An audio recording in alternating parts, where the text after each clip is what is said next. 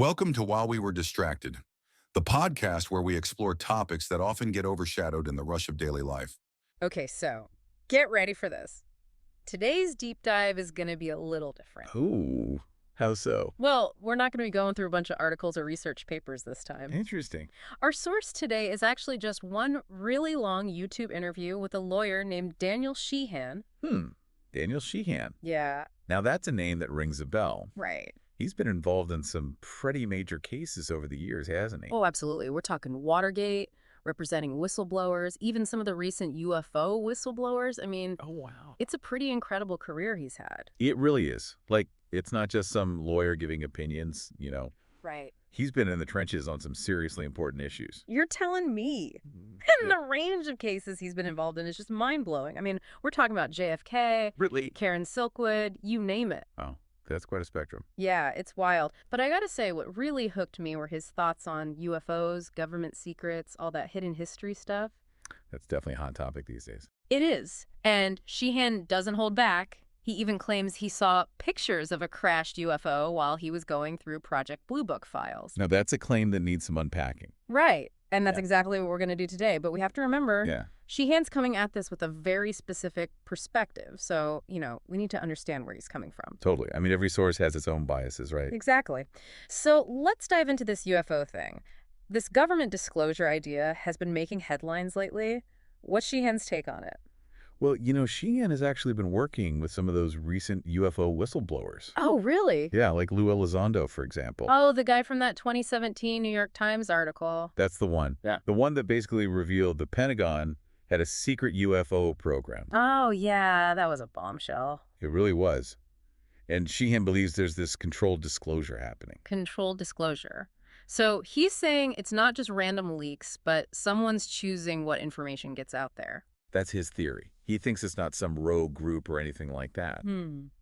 But there are people, probably within the intelligence community, strategically releasing bits of information. Okay, so if they're being so careful about it, why do it at all?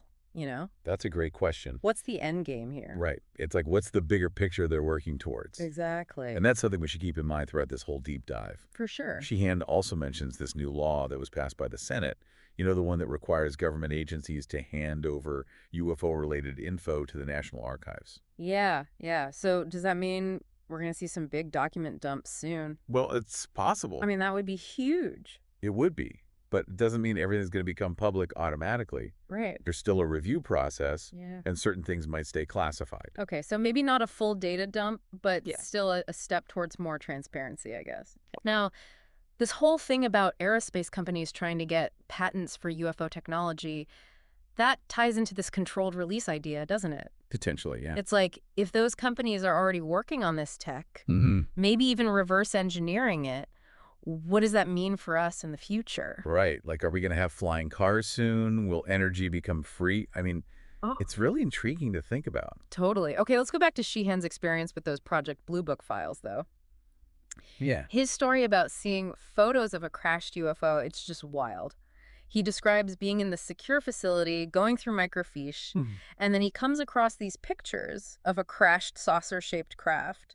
What if this is the kind of stuff they're slowly starting to release? It's possible. He was pretty specific about what he saw, too, like the symbols on the craft and all the Air Force personnel around the crash site. It's a pretty vivid story. It is. Makes you wonder what else is buried in those archives. Which brings us to Sheehan's work with John Mack. Oh, yeah, the Harvard psychiatrist who studied alien abductions, right? The one and only. What does that tell us about how seriously we should take this whole topic, That's a really good question. And Sheehan, being Mack's lawyer, was right there, hearing all these mind-blowing accounts firsthand. He talked a lot about the psychological effects these alleged encounters have on people. I bet. How many who claim they've been abducted are deeply affected by it. Yeah, it's easy to dismiss this stuff as, made up or whatever. Yeah. But when you hear these stories from people who seem totally credible, it makes you stop and think. For sure. And Sheehan tells us one story about another psychologist, Barbara Lamb, who also worked with abductees. Okay. And one of her patients claimed to have been taken aboard a UFO and put into a pool of this strange gelatinous substance. Wait, what? A pool of, alien goo? That's what she claimed. And Sheehan used this as an example of just how weird Yeah. and often unexplainable these encounters can be. Okay, now that's an image I'm not going to forget anytime soon. But it seems like he's hinting at something more with that story, right? You're picking up on it. Sure. It ties into his bigger idea that UFOs might not just be physical things, but somehow connected to consciousness itself. Okay, now that's a whole other level of weird. It is, isn't it? We're definitely going to need to unpack that one. For sure. So we were talking about that pool of alien goo right before the break. Yeah, it's a pretty crazy image. It is. And Sheehan uses this story to really highlight just how strange and sometimes unexplainable these UFO encounters can be. It really makes you wonder what's going on. It does. And speaking of things that make you wonder, you mentioned before that Sheehan had some interesting ideas about remote viewing and psychic phenomena. Oh, absolutely. He even represented Ingo Swann. Ingo Swann. Yeah, really famous remote viewer. Wow. And through Swann, get this, Sheehan actually got access to the Church of Scientology's internal files. Wait, Scientology, what did they have to do with any of this? Well, it turns out they were super interested in UFOs. According to Sheehan, their highest principle is actually connected to UFOs somehow. Okay, now this is getting interesting. They believe there's this, like, huge cosmic conflict happening, and that some people can tap into it with psychic abilities. Wow, so did Sheehan share any specific examples of remote viewing in action? Oh, yeah. He talks about this guy named Pat Price, who was apparently an incredible remote viewer. Okay. Sheehan claims he could read classified documents. No way! And even track submarines with amazing accuracy. Seriously, like just using his mind. That's what Sheehan says. He even claims that Price saw a UFO monitoring a Russian submarine at one point. That's insane. So is Sheehan totally convinced that this remote viewing stuff is real? Oh, absolutely. He believes we all have these abilities to some extent. It's just that some people are better at tapping into them. I guess that makes sense. It makes you wonder, though, if governments and intelligence agencies have been exploring these abilities for their own purposes. Right. I mean, if someone could actually do that stuff, wouldn't you want them on your side? Exactly. But let's maybe shift gears for a second to something you brought up earlier, this whole deep state thing. Oh, right. What exactly does Sheehan mean by that? Well, he's talking about these powerful forces working behind the scenes to influence, like, historical events for their own benefit. Right, but who are these powerful forces exactly? Well, he points to the CIA, claiming that it wasn't just created for national security, but to protect the interests of, like, big corporations and wealthy individuals. So not just spies and secrets, Yeah. but controlling the economy and pulling the strings of power. That's his argument, yeah. And he gets even more specific, suggesting that a powerful investment firm, Brown Brothers Harriman, played a role in the rise of Nazi Germany. Wait, are you saying that an American firm helped fund the Nazis? That's what Sheehan alleges. He claims they financed the construction of the Third Reich's headquarters through this complicated web of shell companies and subsidiaries. He even goes so far as to say they planned to overthrow Franklin D. Roosevelt back in 1934. Okay, now that's a bombshell. Right. It's a lot to take in. And then there's the JFK assassination. Sheehan was actually involved in that investigation, wasn't he? He was. And he has some pretty controversial theories about what really happened. Oh, I bet he does. So what does he think went down? He believes that JFK's assassination was planned by a group with connections to organized crime and the CIA. Okay, and what about Lee Harvey Oswald? Was he really a lone gunman, or was there something else going on? Sheehan doesn't believe the lone gunman theory at all. He claims that Oswald was part of a bigger conspiracy and that Jack Ruby was ordered to kill Oswald to silence him. So a huge cover-up to protect the real masterminds. Exactly. Now, you mentioned earlier that Sheehan refused to get a security clearance. Right. Why do you think he would do that? Wouldn't that limit his access to information? You would think so, right? But Sheehan believes that getting a clearance would actually stop him from speaking freely about what he knows. So he's prioritizing his ability to share information, even if it means he might not have all the pieces of the puzzle. That's what it seems like. He argues that he already knows more than a lot of people with clearances, and that he can get information through other means, like his network of contacts. So he's built his own intelligence network outside the official channel. Basically, yeah. That's pretty impressive, actually. Now, let's go back to John Mack for a minute, the psychiatrist who studied alien abductions. Yeah. Remember, he had two main goals towards the end of his career. First, he wanted to help people who claimed to have had contact with aliens feel less stigmatized. That makes sense. I mean, No. he was a psychiatrist, so he understood the psychological impact of those experiences, even if he didn't necessarily believe all the details. Exactly. But his second goal was even bolder. Oh, what was that? He wanted to try to gather information directly from the alleged extraterrestrial beings. Wait, he was trying to communicate with aliens? That was the idea. How did he go about doing that? Well, Sheehan mentioned that Mac wanted to train people who claimed to be abducted to ask specific questions during their encounters. Like a script for talking to aliens? Kind of. They even came up with a list of questions to try and figure out, the being's motives and where they came from. Wow, that's incredible. Did it work? Did they get any answers? Sheehan didn't say anything about specific responses. But he did bring up this really interesting case involving a woman named Sherry. Sherry, what happened to her? Well, she claimed to have been repeatedly abducted, but she couldn't remember the details. Oh, the classic missing time thing. Exactly. But during one abduction, she was totally conscious and aware of what was happening. Really? She said she was taken aboard the craft and told to take off her clothes Whoa, hold on. and get into a pool filled with this weird gelatinous substance. Wait, the alien goo again? The one and only. She actually had to submerge herself in it. That's what she claimed. What was that all about? Sheehan didn't really offer an explanation. But he uses this story to kind of reinforce his idea that these encounters often defy explanation and push the boundaries of our understanding. Yeah, it's definitely a story that sticks with you. And it brings us back to Sheehan's point about the connection between UFOs and consciousness. Right.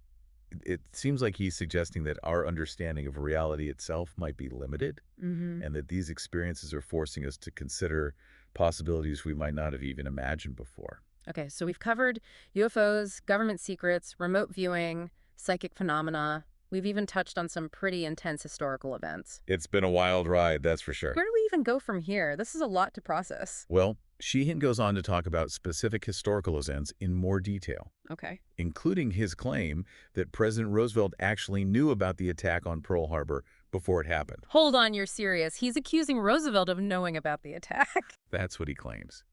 He cites intercepted Japanese communications that the U.S. was monitoring at the time Okay. and claims these messages indicated an attack was imminent. So, what, Roosevelt just ignored these warnings?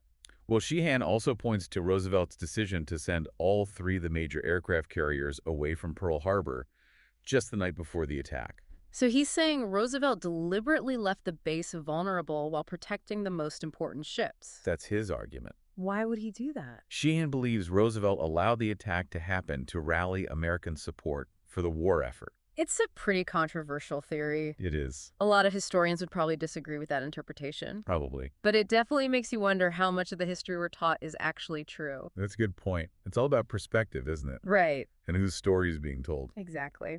Speaking of challenging narratives, what about Sheehan's take on the Kennedy assassination? Oh, yeah. You mentioned he believes it was orchestrated by a group connected to organized crime and the CIA. Right. Can you tell me more about that?